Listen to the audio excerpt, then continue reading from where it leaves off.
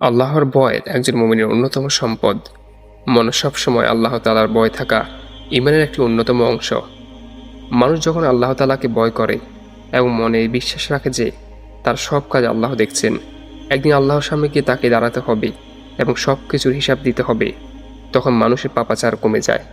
আল্লাহর ভয় আদর্শ মানুষের জীবনের মূল ভিত্তি। তাকওয়াশীল মানুষই জান্নাতে যাবে। এ ব্যাপারে নিশ্চয়তা দিতে গিয়ে রাসূলুল্লাহ সাল্লাল্লাহু আলাইহি সাল্লাম বলেন, গাভীর ওলান থেকে দুধ বের করে তা পুনরায় ভিতরে ঢুকানো যেমন অসম্ভব, আল্লাহর ভয়ে ক্রন্দনকারী ব্যক্তির জাহান্নামে যাওয়া তেমনি অসম্ভব। এ ব্যাপারে আল্লাহ তাআলা বলেন, আর তারা কাঁদতে কাঁদতে নত মুখে লুটিয়ে পড়ে এবং কান্নার শব্দ শুনে তাদের নিবিড় আনুগত্য আর বৃদ্ধি পায়। সূরা ইসরা আয়াত 109। আল্লাহ তাআলা অন্যত্র বলেন, তোমরা কিয়ামতের বিভীষিকার কথা শুনে আশ্চর্য হচ্ছ, হাসছ, অথচ কাঁদছ না, আর গান বাজনা মত্ত হয়ে এসব এড়িয়ে যাচ্ছ। আল্লাহকে সন্তুষ্ট করার জন্য সেজদায় লুটিয়ে পড়ো এবং তার ইবাদতে মগ্ন হও। সূরা নাজম। তাকওয়া বা আল্লাহভীতি মুমিন জীবনের মূল ভিত্তি। যে ব্যক্তি আল্লাহকে যথাযথভাবে ভয় করে, আল্লাহ তার সকল বিষয় সমাধান করে দেন। আল্লাহ তাআলা বলেন, আজ যে ব্যক্তি তার প্রতিপালকের সামনে দণ্ডায়মান হাতে ভয় করে, তার জন্য রয়েছে দুটি জান্নাত। সূরা আর রহমান। উপরোক্ত আয়াত থেকে বোঝা যায় যে আল্লাহকে যথাযথ রূপে ভয় করতে হবে, আর তাকে যে ভয় করবে আল্লাহ তাকে ক্ষমা করবেন, তার রিজিকের ব্যবস্থা করবেন এবং তাকে মর্যাদায় বৃদ্ধি করবেন।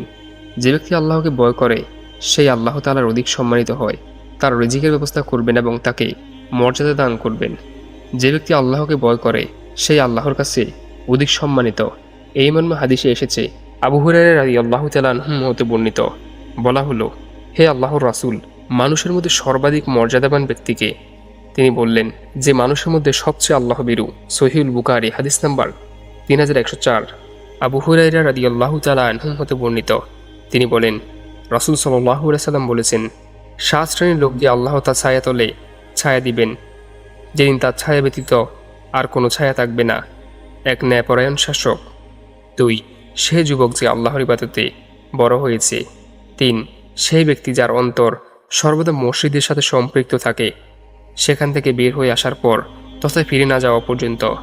4, এমন 2 ব্যক্তি যারা আল্লাহর ওয়াস্তে পরস্পরকে ভালোবাসে, আল্লাহর ওয়াস্তে উভয় মিলিত হয় এবং তার জন্য পৃথক হয়ে যায়। 5, এমন ব্যক্তি যে নির্জনে আল্লাহ তাআলাকে স্মরণ করে আর তার 2 চক্ষু অশ্রু বিসর্জন করতে থাকে। 6, এমন ব্যক্তি যাকে কোনো সম্ভ্রান্ত সুন্দরী নারী আহ্বান করে আর সে বলে, আমি আল্লাহকে ভয় করি।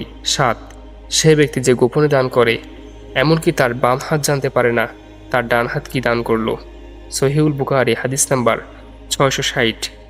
ইবনু আব্বাস রাদিয়াল্লাহু তাআলা আনহু হতে বর্ণিত, তিনি বলেন, রাসূল সাল্লাল্লাহু আলাইহি সাল্লাম বলেছেন, 2 প্রকার চক্ষুকে জাহান্নামের আগুন স্পর্শ করবে না, যে চক্ষু আল্লাহর ভয় কাঁদে এবং যে চক্ষু আল্লাহর রাস্তায় পাহারা দেয়। তিরমিজি হাদিস নাম্বার 3829। অন্য হাদিসে আনাস ইবনে মালিক রাদিয়াল্লাহু তাআলা আনহু হতে বর্ণিত, তিনি বলেন, রাসূল সাল্লাল্লাহু আলাইহি সাল্লাম বলেছেন, 2 শ্রেণীর চক্ষুকে জাহান্নামের আগুন স্পর্শ করবে না। 1, যে চক্ষু আল্লাহর রাস্তা পাহারা দেয়। 2, যে চক্ষু আল্লাহর ভয়ে কাঁদে। আব্দুল্লাহ ইবনে উমর রাদিয়াল্লাহু তাআলা আনহু হতে বর্ণিত, তিনি বলেন, আমি রাসূলুল্লাহ সাল্লাল্লাহু আলাইহি সাল্লামকে বলতে শুনেছি, তোমাদের পূর্ববর্তীদের মধ্যে 3 ব্যক্তি সফরে বের হয়ে তারা রাত কাটানোর জন্য একটি গুহায় আশ্রয় নেয়। হঠাৎ পাহাড় হতে এক খণ্ড পাথর পড়ে গুহার মুখ বন্ধ হয়ে যায়। তখন তারা নিজেদের মধ্যে বলতে লাগলো, তোমাদের সৎ কাজের ওসিলা নিয়ে আল্লাহর কাছে দোয়া করা ছাড়া আর কোনো কিছুই এই পাথর হতে তোমাদেরকে মুক্ত করতে পারে না। তখন তাদের মধ্যে একজন বলতে লাগলো, হে আল্লাহ, আমার পিতামাতা খুব বৃদ্ধ ছিলেন, আমি কখনো তাদের আগে আমার পরিবার পরিজনকে কিংবা দাসদাসীকে দুধ পান করাতাম না। একদিন কোনো একটি জিনিসের তালাশে আমাকে অনেক দূরে চলে যেতে হয়, কাজে আমি তাদের ঘুমিয়ে পড়ার পূর্বে ফিরতে পারলাম না। আমি তাদের জন্য দুধ দহন করে নিয়ে এলাম, কিন্তু তাদেরকে ঘুমন্ত পেলাম। তাদের আগে আমার পরিবার পরিজন ও দাসদাসীকে দুধ পান করতে দেওয়াটাও আমি পছন্দ করিনি। তাই আমি তাদের জেগে ওঠার অপেক্ষায় পেয়ালাটি হাতে নিয়ে দাঁড়িয়ে থাকলাম। এভাবে ভোরের আলো ফুটে উঠল। তারপর তারা জাগলেন এবং দুধ পান করলেন। হে আল্লাহ, যদি আমি তোমার সন্তুষ্টি লাভের উদ্দেশ্যে এই কাজ করে থাকি, তবে পাথরের কারণে আমরা যে বিপদে পড়েছি তা আমাদের হতে দূর করে দাও। ফলে পাথর সামান্য সরে গেল, কিন্তু তারা তাতে বের হতে পারল না। নবী সাল্লাল্লাহু আলাইহি সাল্লাম বললেন, তারপর দ্বিতীয় ব্যক্তি বলল, হে আল্লাহ, আমার এক চাচাতো বোন ছিল, সে আমার খুব প্রিয় ছিল, আমি তার সঙ্গ পেতে চাইতাম, কিন্তু সে বাধা দিল। তারপর আমি তাকে 120 দিনার এই শর্ত দিলাম যে সে আমার সাথে একান্তে মিলিত হবে। তাতে সে রাজি হলো। আমি যখন সম্পূর্ণ সুযোগ লাভ করলাম তখন সে বলল, হে আল্লাহর বান্দা, আল্লাহকে ভয় করো, অবৈধভাবে মোহর ভেঙো না। ফলে সে আমার সর্বাধিক প্রিয় হওয়া সত্ত্বেও আমি তার সাথে মিলিত হওয়া পাপ মনে করে তার কাছ হতে ফিরে আসলাম এবং আমি তাকে যে স্বর্ণমুদ্রা দিয়েছিলাম তাও ছেড়ে দিলাম।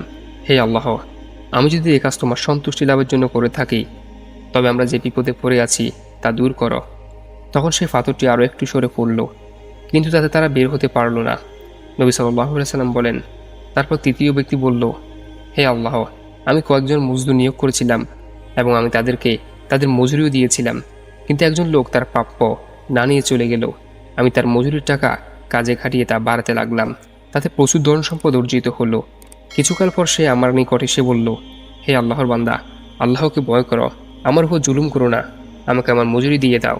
আমি তাকে বললাম, এসব ওট, গরু, ছাগল ও গোলাম যা তুমি দেখতে পাচ্ছ তা সবই তোমার মজুরি। সে বলল, হে আল্লাহর বান্দা, আল্লাহকে ভয় করো, তুমি আমার সাথে বিদ্রূপ করো না। তখন আমি বললাম, আমি তোমার সাথে মোটেই বিদ্রূপ করছি না। তখন সে সব নিয়ে চলে গেল। হে আল্লাহ, আমি যদি তোমার সন্তুষ্টি লাভের জন্য এ কাজ করে থাকি তবে আমরা যে বিপদে পড়েছি তা দূর করো। তখন সে পাথরটি সম্পূর্ণ সরে গেল। তারপর তারা বেরিয়ে এসে পথ চলতে লাগলো। সহিহ বুখারী হাদিস নাম্বার 2272। হাদিসে উল্লেখিত 3 ব্যক্তি আল্লাহর সন্তুষ্টির আশাতেই এ কাজ করেছিলেন।